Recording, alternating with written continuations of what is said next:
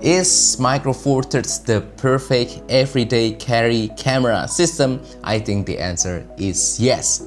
Hey friends, Gary here. Welcome to today's video. Today I want to share about how I'm able to integrate Micro Four Thirds camera system into my daily life, into my everyday life. So I was able to capture slices of beauty from my mundane, boring, everyday routines. I think Micro Four Thirds is the perfect candidate for that, especially the older classical cameras and lenses, because it is small, it is lightweight, it is competent, it can produce great image quality, it is also very unobtrusive, it lets you be present, you're not going to be distracted, while at the same time it is fun, enjoyable and satisfying to use. So yesterday I went on another lunch date with my wife Nora. We visited a nearby local Korean barbecue restaurant. The food there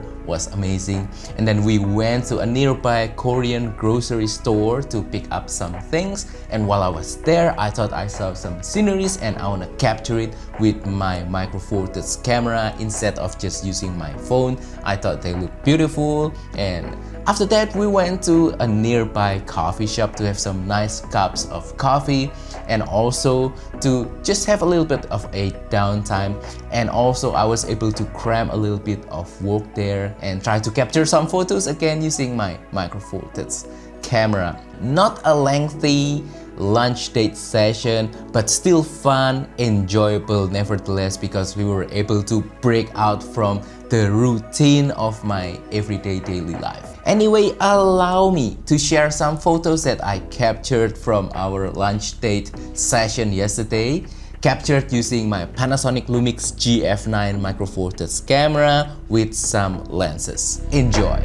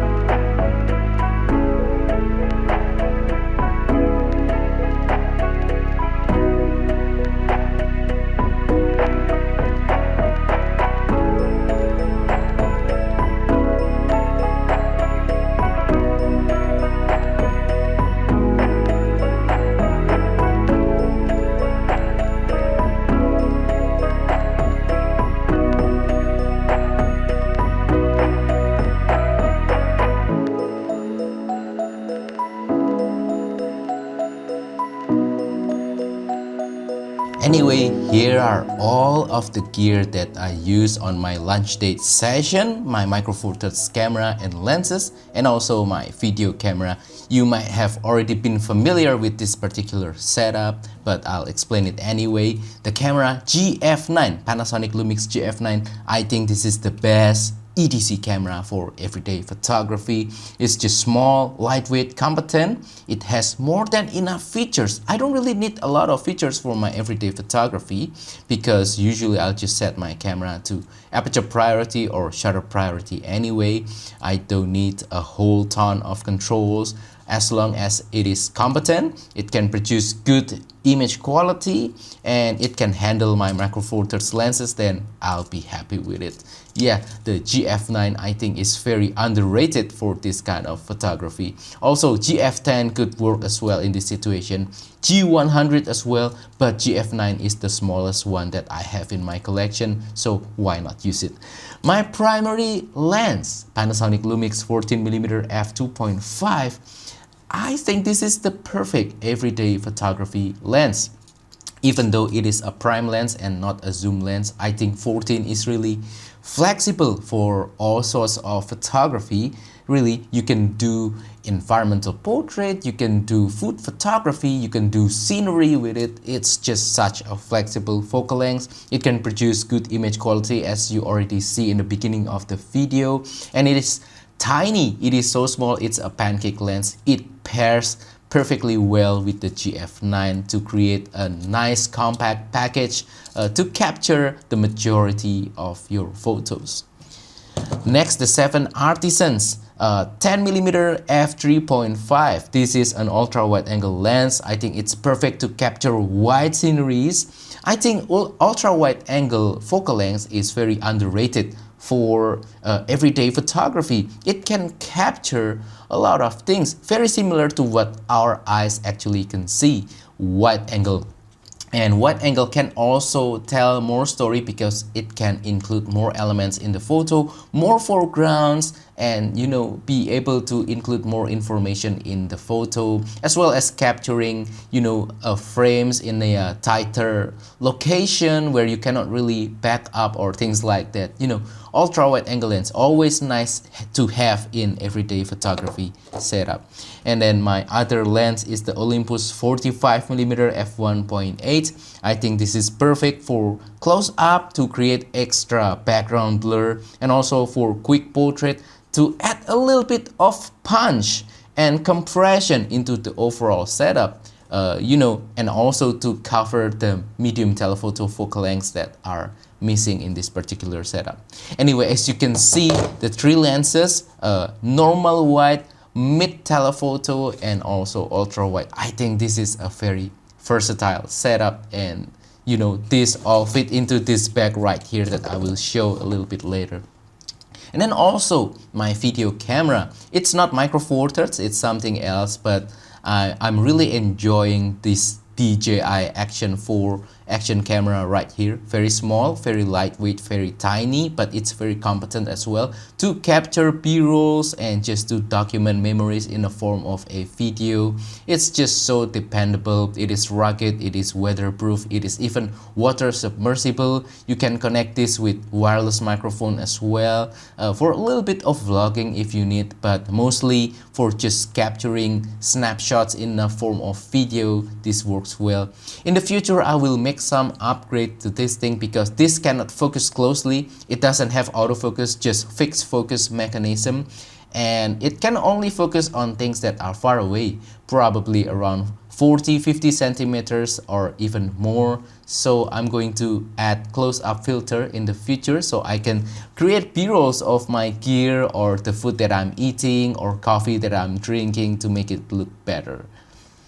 Last but not least, the bag that I'm using to carry all of my equipments is this guy right here. This is the Alpaka Elements Tech Case. Same bag that I used from my previous lunch date session. As you can see, it can handle all of the gear that I have right now on my lunch date session, and it fits nicely in there perfectly. It is stealthy. It doesn't look like a camera bag. It is small and lightweight. It is very small. I have to warn you, this might not fit larger Micro Four Thirds cameras or larger lenses, but for what I need, and I also want to restrict myself because I don't want to overpack things. I always have the tendency to pack things that I don't need, bigger cameras, extra lenses, things like that. So with this, I am more disciplined to carry only what are the essentials. So for what I need for everyday photography, I think this is perfect. It is weather resistant, it is sleek and stealthy, it doesn't scream expensive camera gear inside, and I can still carry some other everyday essentials such as cables, even Bluetooth keyboard. I can fit it in here so I can do a little bit of work on the coffee shop or things like that.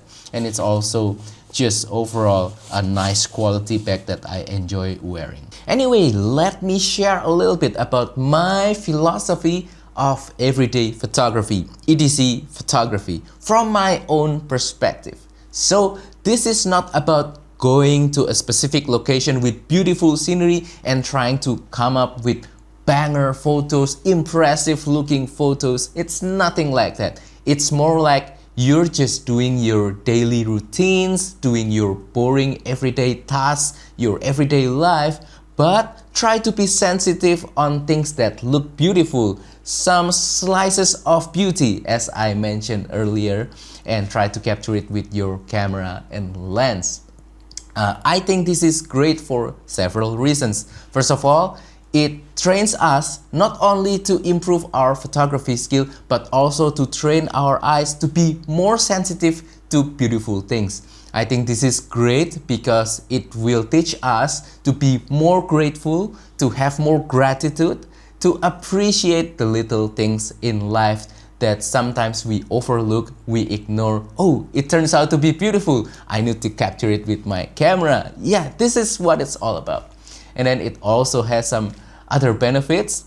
This is a great form of entertainment, as I already mentioned in my other video. You are actively doing something, creating something with your camera and lens. I think that's much better compared to just passively consuming social media, scrolling on your phone and being presented with videos or photos that you don't really care about, but the algorithm thinks you will like. That's not a good form of entertainment. This is a better form of entertainment.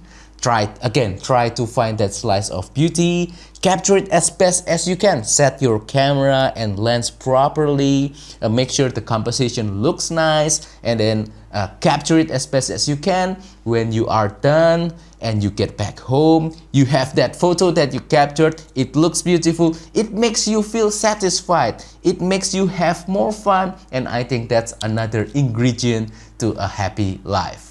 Anyway, enough about me. Now it's your turn. I want you to try to do this everyday photography. So pack up your camera and lens, put it inside of your everyday bag, go out there, do your everyday routines, but try to find some time to spot those beautiful little things in life that we sometimes overlook or ignore. Try to capture it with your camera and lens, and hopefully you'll have more fun, you'll have more satisfaction, and you'll have a happier life. Anyway, I love to hear from you. Please comment down below. What is your favorite gear for your everyday photography? What camera, what lens that you usually use for this kind of situation where you just want to go out and about and try to find that slices of beauty in your everyday life? Please share down below. I love to hear from you, to learn from you. Anyway, hopefully this video has been interesting, entertaining, and fun and inspiring as well. Please don't forget to support my channel by liking this video, sharing this video, subscribing to my channel down below, and if you want to support my work even further, consider joining my Patreon membership. Check out my latest travel photography video course called Simplifying Travel Photography. Use the affiliate links down below or use the super thanks button to make a small donation to my channel. Thank you, and I'll see you on the next video. Goodbye.